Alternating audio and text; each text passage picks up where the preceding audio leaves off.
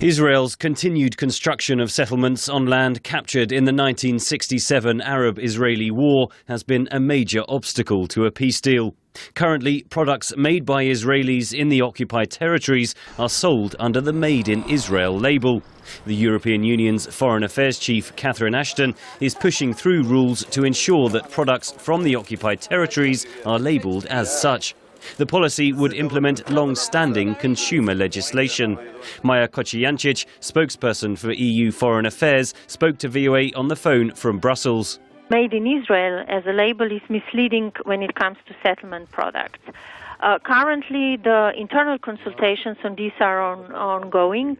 The change would bring labelling rules into line with the official EU position on the Israeli settlements, says Rosemary Hollis, Professor of Middle East Policy Studies at City University London. This is almost overdue in terms of carrying through on what they say is the legal status or lack of legal status of the settlements.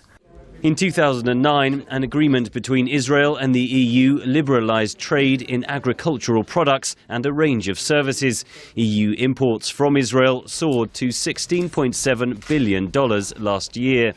The row over labelling comes days after the European Union voted to block EU grants and loans to Israeli entities that are operating in the occupied territories.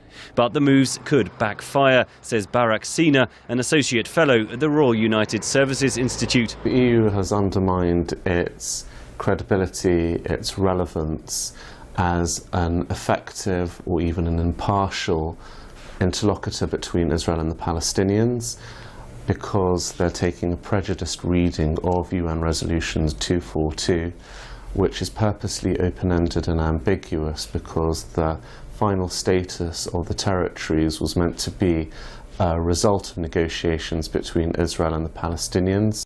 Already, Israel, in retaliation, has blocked the EU from aiding tens of thousands of Palestinians in the West Bank. But US Secretary of State John Kerry's success in bringing the Israelis and Palestinians to the table was coordinated with Europe, suggests Yossi Alfa, former director of the Jaffe Center for Strategic Studies, who spoke to VOA on the phone from Israel. It's difficult to avoid the impression that Kerry is working with the Europeans in order to apply at the exactly right time a certain degree of pressure to Israel with regard to the settlements and drive home the message that when it comes to issues relating to the West Bank and East Jerusalem, Israel is very much isolated.